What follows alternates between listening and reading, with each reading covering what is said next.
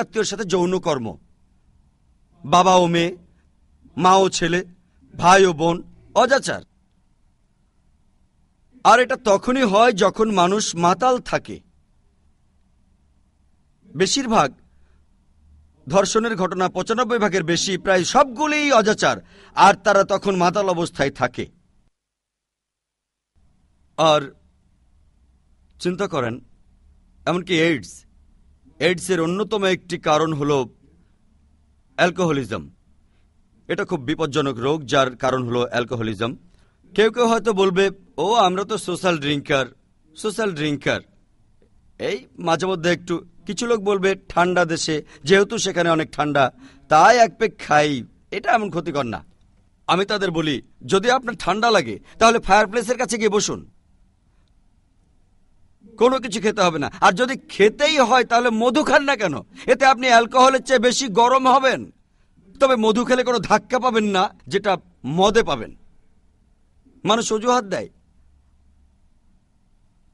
আর কিছু পশ্চিমা লোক আমাকে বলেছে, দেখো ভাই জাকির, ইসলাম গ্রহণ করতে আমার আপত্তি নেই, কিন্তু আমি অ্যালকোহল ছাড়তে পারবো না। কিছু কিছু লোক আছে যারা এমন অজুহাত দেবে ইসলাম না গ্রহণ করার জন্য।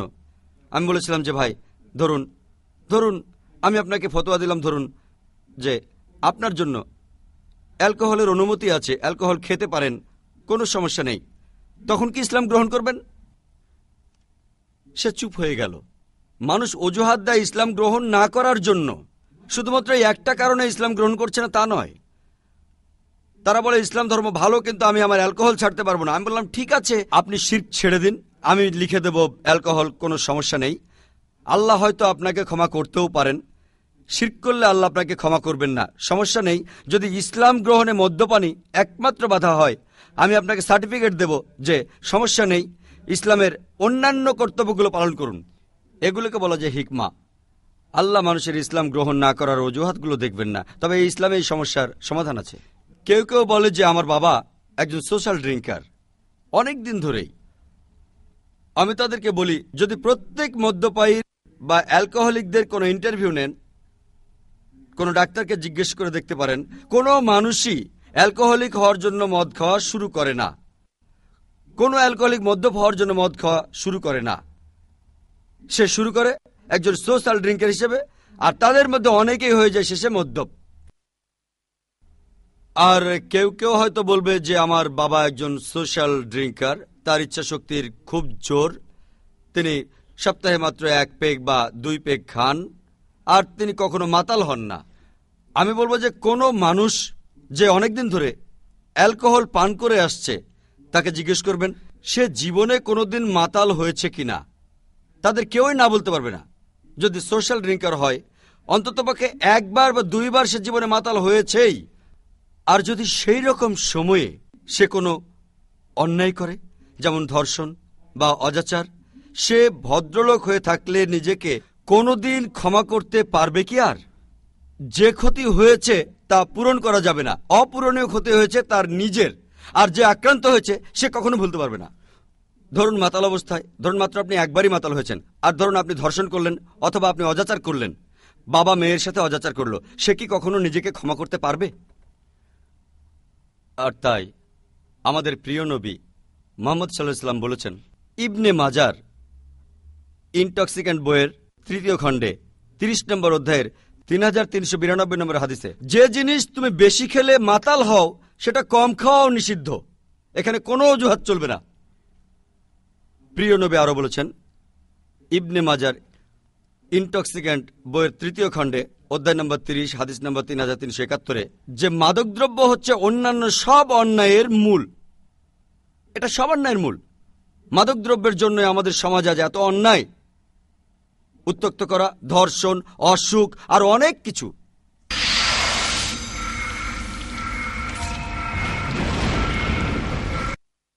আমাদের নবী বলেছেন 10 প্রকার মানুষ হলো অভিশপ্ত যারা অ্যালকোহলের সাথে যুক্ত থাকে। ইবনে মাজার ইনটক্সিক্যান্ট বইয়ের 3য় খণ্ডে অধ্যায় নম্বর 30 3380 নম্বর হাদিসে নবী বলেছেন, যদি কেউ এই 10 প্রকারের মধ্যে পড়ে অ্যালকোহল নিয়ে, আল্লাহর অভিশাপ তার উপর পড়বে, যারা অ্যালকোহল তৈরি করে, যারা অন্যের জন্য অ্যালকোহল তৈরি করে, যারা এটা পান করে, যারা এটা বহন করে, যারা এটা অন্যের জন্য বহন করে, যারা পরিবেশন করে, যারা বিক্রি করে, যারা এই মদ বিক্রি থেকে লাভ করে, যারা এটা কেনে, যারা এটা অন্যের জন্য কেনে, এই সব ধরনের মানুষের উপর অভিশাপ থাকে আল্লাহ সুবহানাহু ওয়া তাআলার। আর অনেক অসুখ আছে যাতে মানুষ আক্রান্ত হতে পারে যদি মাদকদ্রব্য নেয়। আমরা একটা আলোচনা করতে পারি মাদকদ্রব্যের ক্ষতিকর দিকের উপরেই, যেটা পশ্চিমা বিশ্ব জানে, তারা জানে না তা নয়, সেজন্য তাদের মধ্যে বিপ্লবও হয়েছে কয়েকবার, সেটার কথা পরে কখনো বলবো। এর উপর আলোচনা করতে গেলে শুধুমাত্র অসুখের লিস্ট করতে দিন পেরিয়ে যাবে। আমি কয়েকটা নাম বলছি। একটা খুব বিপজ্জনক অসুখ যার সাথে সম্পর্ক আছে অ্যালকোহলের, সেটা হলো লিভার সিরোসিস। মদ পান করলে আরও যে অসুখ হতে পারে তা হলো গলায় টিউমার হতে পারে, মাথায় ঘাড়ে হতে পারে, পাকস্থলীতে টিউমার হতে পারে, লিভারেও হতে পারে। মদ খেলে হতে পারে ইউসোফ্যাজাইটিস, গ্যাস্ট্রাইটিস, প্যাঙ্কাটাইটিস, হেপাটাইটিস। তার হতে পারে কার্ডিওমায়োপ্যাথি, হতে পারে অ্যানজাইমা, হতে পারে হাইপারটেনশন, আর্থ্রোসিরোসিস। এই সব অসুখই অ্যালকোহলের সাথে যুক্ত। তার হতে পারে peripheral neuropathy, cortical atrophy, cerebral atrophy যদি মদ পান করে। মদের সাথে যুক্ত আছে স্ট্রোক, ফিট হয়ে যাওয়া, প্যারালাইসিস, অ্যাপোপ্লেক্সির। তার হতে পারে ওয়ার্নিক্স কস্কো সিনড্রোম। এটা এক ধরনের সিনড্রোম যেখানে রোগী তার বর্তমানের সব কথা একেবারে ভুলে যায় আর অতীতের সব কথা তার মনে পড়ে যায়। থাইমেন ডেফিসিয়েন্সি হতে পারে অ্যালকোহলের কারণে। আরও অনেক অসুখ হতে পারে, যেমন পেলাগ্রা, বেরিবেরি। তার হতে পারে ডেলিরিয়াম ইন্টারমিনেন্স, অপারেশনের পর হতে পারে ইনফেকশন।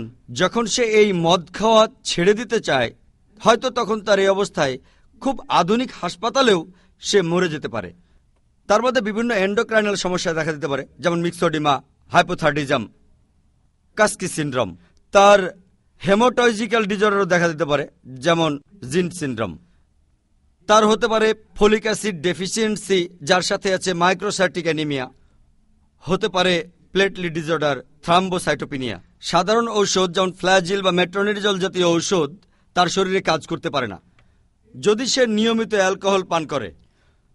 যদি কেউ নিয়মিত অ্যালকোহল পান করে, তার রোগ প্রতিরোধ ক্ষমতা, তার ইমিউনিটি কমে যায়, তার বিভিন্ন ইনফেকশনের সম্ভাবনা বেড়ে যায়।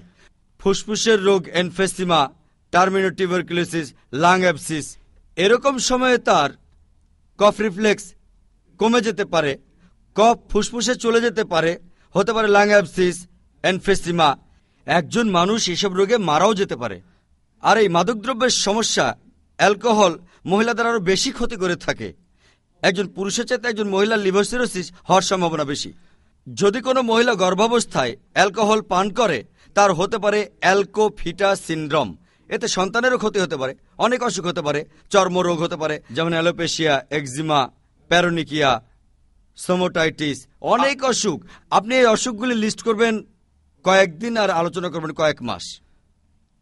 তবে এখনকার ডাক্তার পশ্চিমারা তারা বলছে মেডিকেল জার্নালে যে অ্যালকোহলিজম একটা অসুখ। এটা একটা অসুখ, এটা অ্যাডিকশন না। আপনার যেমন টাইফয়েড হতে পারে, টিউবারকুলোসিস হতে পারে। আর সাধারণত অসুস্থ মানুষ দেখলে আমরা সহানুভূতি দেখাই, অসুস্থ মানুষ দেখলে সহানুভূতি দেখায়। বেচারা লোকটা টাইফয়েড হয়েছে, তার ইনফ্লুয়েঞ্জা হয়েছে, সে অসুখে পড়ে কষ্ট পাচ্ছে। ডাক্তারই আমাদের জানাচ্ছে অ্যালকোহলিজম একটা অসুখ।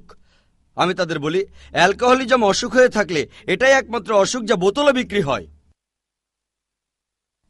এটাই একমাত্র অসুখ যা কিনা বিভিন্ন দোকানে বিক্রি করা হয়। এটাই একমাত্র অসুখ যা দিয়ে পৃথিবীর বিভিন্ন দেশের সরকার আয় করে, পশ্চিমা সরকারগুলি সহ। এটাই একমাত্র অসুখ যার বিজ্ঞাপন দেখানো হয় টেলিভিশনে, স্যাটেলাইটে, রেডিওতে, নিউজ পেপারে আর ম্যাগাজিনে। এটাই একমাত্র অসুখ যার কারণে হাইওয়েতে অ্যাক্সিডেন্ট হয়। এটাই একমাত্র অসুখ যা পরিবার ধ্বংস করে দেয়। এটাই একমাত্র অসুখ যা ভাইরাস বা রোগ জীবাণুতে ছড়ায় না। এটা কোনো অসুখ না। পবিত্র কোরআনে সূরা মাইদার 90 নম্বর আয়াতে বলা হয়েছে যে ইহা কোনো অসুখ নয়, ইহা শয়তানের কার্য, সুতরাং উহা বর্জন করো যাহাতে তোমরা সফল কাম হও। আর ইসলামে এর সমাধানও আছে। এমনও হতে পারে যে আপনি এই সমস্যাগুলিতে আকৃষ্ট হতে পারেন যেটা পশ্চিমে আছে, যেটা পৃথিবীতে আছে, ইসলাম সমাধান দেয় কিভাবে এই সমস্যা থেকে দূরে থাকবেন। আর তা হল সালাত। সালাত শুধু প্রার্থনায় নয়, প্রার্থনা মানে সাহায্যের আবেদন করা, মুক্তির জন্য। সালাতে সাহায্য চাওয়ার পাশাপাশি আমরা আল্লাহর নির্দেশনা চাই এবং তার প্রশংসা করি। সেজন্য আমি সালাতকে বলি এক ধরনের প্রোগ্রামিং, এক ধরনের কন্ডিশনিং। কারণ সালাতের কারণে আমরা কন্ডিশনড হয়ে যাই, প্রোগ্রামড হয়ে যাই। কেউ যদি বলে আপনি কোথায় যাচ্ছেন, উত্তরটা প্রোগ্রামিংয়ে যাচ্ছি, ব্রেন ওয়াশিংয়ে যাচ্ছি, উত্তরটা ভালো শোনায় না, সেজন্য লোকে প্রার্থনাকে সালাত বলে। আমার তাতে কোনো আপত্তি নাই, তবে এতে করে সালাতের পুরো অর্থ বোঝায় না। সালাতে মনে করিয়ে দেয়া হয় যখন ইমাম সাহেব বিভিন্ন আয়াত পাঠ করেন সূরা ফাতিহার পর, তিনি সূরা বাকারার 188 নম্বর আয়াত পড়তে পারেন যে তোমার সম্পদ বিচারকগণের নিকট পেশ করিও না, অর্থাৎ ঘুষ দিও না। তিনি সূরা মাইদার 90 নম্বর আয়াত পড়তে পারেন যে মদ্যপান এবং জুয়া শয়তানের কার্য। আমরা প্রোগ্রামড হচ্ছি বারবার, কারণ পৃথিবী এমনভাবে আকর্ষণ করে যে তাতে করে হতে পারে যে আমরা বিপথে চলে গেলাম। সেজন্য আল্লাহ সুবহানাহু ওয়া তাআলা আমাদের সমাধান দিয়েছেন কিভাবে আমরা সুপথে থাকব, সরল পথে থাকব। আজকের দিনে পশ্চিমা বিশ্ব ভয় পায় শুধু একটা জিনিসকে। পশ্চিমা বিশ্ব সবচেয়ে বেশি যেটাকে ভয় পায় তা হলো ইসলাম। পশ্চিমা বিশ্ব বলতে আমি পশ্চিমের নেতৃস্থানীয় দেশগুলির কথা বলছি। তারা ইসলামকে ভয় পায়, খুবই ভয় পায়। জানেন কেন? কারণ যে আনন্দবিলাসের শীর্ষে তারা আছে, সব ক্ষতির জিনিসই তাদের সমাজে আছে। পশ্চিমা বিশ্ব ভয় পাচ্ছে যে এই সব কিছুই বন্ধ হয়ে যাবে। যদি ইসলাম আরো ছড়িয়ে যায়, এই সব কিছুই বন্ধ হয়ে যাবে। অ্যালকোহল বন্ধ হয়ে যাবে, নাচ বন্ধ হয়ে যাবে, আর চুরি ডাকাতি বন্ধ হয়ে যাবে, ধর্ষণ বন্ধ হয়ে যাবে। তখন এগুলি কে করবে? পশ্চিমা বিশ্বের নেতারা বেশিরভাগই ইসলামকে ভয় পায়, আর এই জন্যই মিডিয়া নিয়মিতভাবে ইসলামের বিরুদ্ধে বিভিন্ন কথা বলে যাচ্ছে। টেলিভিশনে আপনি দেখবেন, রেডিওতে শুনবেন, ম্যাগাজিন পড়বেন, নিউজ পেপার ইসলামের বিরুদ্ধে কথা বলেই যাচ্ছে, ইসলামের নিন্দা করে যাচ্ছে। যদি শোনেন কোথাও বোমা বিস্ফোরণ হয়েছে, সেটা অবশ্যই কোনো মুসলমান করেছে। মুসলমানরা মৌলবাদী আর সন্ত্রাসী। এমনকি ওকলাহোমা বোম্বিং এর সময় নিউজ পেপারের হেডলাইন ছিল মধ্যপ্রাচ্যের ষড়যন্ত্র। কিছুদিন পর তারা জানতে পারল কাজটা একজন আমেরিকান সৈন্যের। এটা খবর কাগজের মাঝখানে এসেছিল, হেডলাইন হয়নি। মুসলমানরা মৌলবাদী এটা হেডলাইনে আসবে, আর আসল খবর থাকবে কাগজের ভিতরে। আর এরকম খবরও হয়তো শুনে থাকবেন যে 50 বছরের একজন মুসলমান 16 বছরের এক মেয়েকে বিয়ে করেছে। ছোট করে লেখা আছে যে অনুমতি নিয়ে, কিন্তু 50 বছরের একজন মুসলমান 16 বছরের মেয়েকে বিয়ে করেছে, খবরের কাগজের হেডলাইন হবে এটা। কিন্তু যখন 50 বছরের এক অমুসলিম 6 বছরের একটি মেয়েকে ধর্ষণ করে, এই খবরটা খুব ছোট করে আসবে, ছোট করে কোনো একটা কোনায়। 50 বছরের এক লোক, এটা খুবই সাধারণ। অনুমতি নিয়ে যদি বিয়ে করেন, মেয়েটার অনুমতি, বাবা মায়ের অনুমতি, তারপরও হবে সেটা অন্যায়। তাহলে পশ্চিমা বিশ্বের নেতারা নিন্দা করে ইসলামের। মুসলমান মৌলবাদী, মুসলমান সন্ত্রাসী, ইসলামে মেয়েদের ছোট করে দেখে, এইসব এর উত্তর আমি দিয়েছি আমার ক্যাসেটে। ইসলামে মেয়েদের অধিকার, ইসলাম সম্পর্কে ভুল ধারণার উপর যে লেকচার দিয়েছিলাম সেখানেও আছে। কিন্তু এসব বাদ দিলেও যদিও পশ্চিমা নেতারা প্রায় ইসলামের বিরুদ্ধে, আলহামদুলিল্লাহ অনেক পশ্চিমাই ইসলাম গ্রহণ করছে। এই প্রশ্নটা ভুল হবে যদি বলেন কেন পশ্চিমারা ইসলামের কাছে আসছে। পশ্চিমারা ইসলামের কাছে আসছে না, তারা ইসলামের কাছে ফিরে আসছে। কারণ আমাদের প্রিয় নবী বলেছেন, প্রত্যেক মানুষ দ্বীনুল ফিতর নিয়ে জন্মায়, অর্থাৎ আল্লাহর ধর্ম। সে জন্মায় মুসলমান হয়ে, পরবর্তীতে তার বাবা মা আর আশেপাশের লোকজনের প্রভাবে সে শুরু করে দেয় মূর্তি পূজা বা আগুন পূজা। তাই সঠিক শব্দটা লোকে বলবে কনভার্ট, আর আমি বলবো রিভার্ট। কনভার্ট মানে এক পথ থেকে অন্য পথে যাওয়া, রিভার্ট মানে আগে ঠিক পথে ছিল, ভুল পথে গিয়েছিল, আবার ঠিক পথে ফিরে এসেছে। তাই সঠিক আর নির্ভুল শব্দটা হবে রিভার্ট। সেজন্য আমি বলবো পশ্চিমারা আসছে না, পশ্চিমারা ফিরে আসছে ইসলামের দিকে।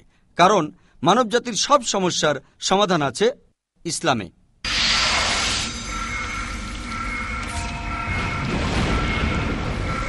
আর শুধুমাত্র পশ্চিমেই নয়, ইসলাম শুধুমাত্র পশ্চিমাদের জন্য নয়, ইসলাম ধর্ম পুরো মানবজাতির জন্য।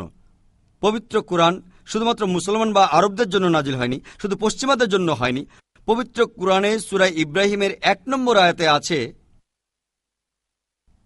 এই কিতাব ইহা তোমার উপর অবতীর্ণ করিয়াছি যাহাতে তুমি মানব জাতিকে বাহির করিয়া আনিতে পারো অন্ধকার থেকে আলোকে। শুধু মুসলমান আরব পশ্চিমা নয়, পুরো মানব জাতিকে আনতে হবে অন্ধকার থেকে আলোকে।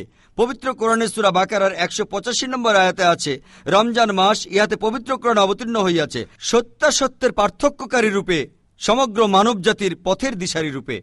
পবিত্র কোরআনে সূরা আল জুমার 41 নম্বর আয়াতে আছে যে, আমি তোমার উপর অবতীর্ণ করিয়াছি সত্যসহ কিতাব মানব জাতির জন্য, শুধু মুসলমান আরব বা পশ্চিমাদের নির্দেশনার জন্য নয়, সমগ্র মানব জাতির জন্য।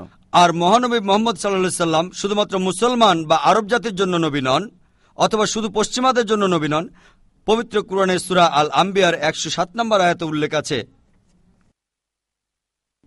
আমি তো তোমাকে বিশ্বজগতের প্রতি কেবল রহমত রূপে প্রেরণ করিয়াছি, সমস্ত জীবজগতের প্রতি রহমত, সমস্ত মানব জাতির প্রতি রহমত। পবিত্র কুরআনে সূরা সাবার 28 নম্বর আয়াতে উল্লেখ আছে যে,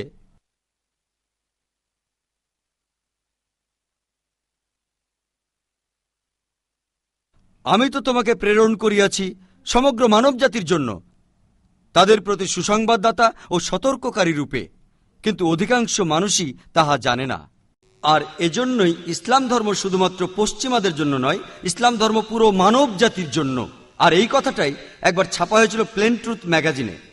রেফারেন্স ছিল রিডার্স ডাইজেস্ট অ্যালমাইনাক ইয়ার বুক 1986 সালে। সেখানে একটা পরিসংখ্যান ছিল প্রধান ধর্মগুলির অনুসারীর সংখ্যা কত হারে বৃদ্ধি পেয়েছে 1934 সাল থেকে 1984 সাল পর্যন্ত। এই 50 বছর সময়ের মধ্যে প্রধান ধর্মগুলির অনুসারীর সংখ্যা কত হারে বৃদ্ধি পেয়েছে। 1 নম্বরে ছিল ইসলাম 235%, খ্রিস্টান ধর্ম মাত্র 47%। আজ আমেরিকায় যে ধর্মের প্রসার সবচেয়ে বেশি সেটা ইসলাম, ইউরোপে যে ধর্মের প্রসার সবচেয়ে বেশি সেটা ইসলাম। আর আল্লাহ সুবহানাহু ওয়া তাআলা ঠিক এই কথাটাই পবিত্র কোরআনে বলেছেন সূরা আল সাফের 9 নম্বর আয়াতে এবং সূরা আল তাওবার 33 নম্বর আয়াতে, হুয়াল্লাযী আরসালা রাসূলাহু বিল হুদা ওয়া দীনিল হক লিইয়ুযহিরাহু আলা দীনি কুল্লি। যার অর্থ আল্লাহ তার রাসূলকে প্রেরণ করিয়াছেন হিদায়াত ও সত্যদিন সহ, যাতে করে ইসলাম ধর্ম অন্য সব ধর্মের উপরে থাকে, অন্য সব মতবাদের উপরে থাকে, অন্য সব জীবন দর্শনের উপরে থাকে। হতে পারে তা নাস্তিকতা, ধর্মনিরপেক্ষতা, মার্কসিজম, কমিউনিজম, পশ্চিমাবাদ। ইসলাম ধর্ম সবার উপরে অবস্থান করে, সবার উপরে থাকে, সবার উপরে বিজয়ী হয়। যদিও মুশরিকগণ ইহা অপছন্দ করে, যদিও পূজারীগণ ইহা অপছন্দ করে। এই একই কথা তৃতীয়বার একটু অন্যভাবে বলা হয়েছে পবিত্র কোরআনের সূরা আল ফাতের 28 নম্বর আয়াতে,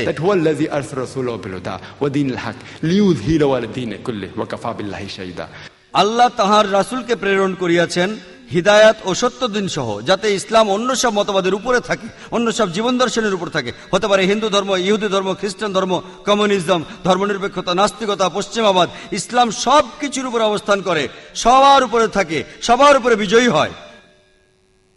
আর সাক্ষী হিসেবে আল্লাহ যথেষ্ট। আল্লাহ সাক্ষ্য দিচ্ছেন যে আমাদের এই ইসলাম ধর্ম পুরো পৃথিবীতে বিরাজ করবে।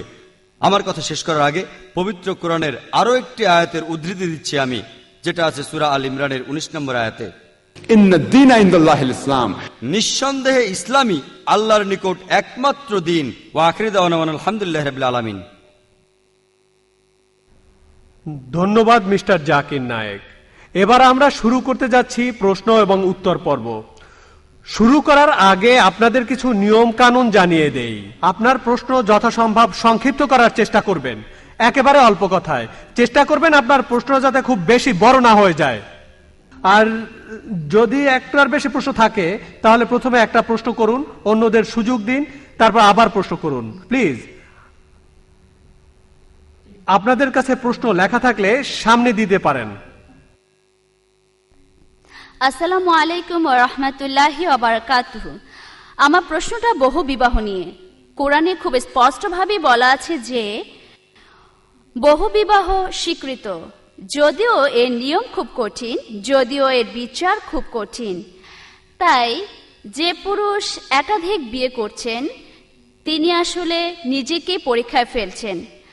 আর অন্যদিকে আপনি যে পরিসংখ্যান দিয়েছেন তাতে মনে হয় বহুবিবাহই একমাত্র সমাধান। সংখ্যায় বেশি মহিলাদের জন্য মনে হয় বহুবিবাহই একমাত্র সমাধান। এখন আমার ধারণা যে পুরুষ একাধিক বিয়ে করছেন তিনি আসলে নিজেকেই পরীক্ষায় ফেলছেন। আপনি কি বলেন? বোন, আপনি বেশ সুন্দর প্রশ্ন করেছেন। আপনি বলেছেন যে কোরআনের নিয়ম অনুযায়ী একজন পুরুষ একাধিক বিয়ে করতে পারেন, মহিলারা বহুবিবাহ করতে পারেন না, তবে পুরুষেরা পারেন। মহিলাদের বহুবিবাহ ইসলামে নিষিদ্ধ, মহিলারা এটা পারবেন না, তবে পুরুষরা পারবেন। আর আপনি ঠিকই বলেছেন যে পুরুষ একাধিক বিয়ে করছে, সে আসলে নিজেকেই পরীক্ষায় ফেলছে। আর আমরা সবাই আসলে এখানে পরীক্ষা দিতে এসেছি, আল্লাহ বলেছেন। আর আপনি ভাবতে পারেন যে আমরা তো কম পরীক্ষা দিয়েও পাশ করতে পারি, মানুষ আসলে বোকা, তাই বেশি পরীক্ষা দিতে চায়। আর আপনি ঠিকই বলেছেন যে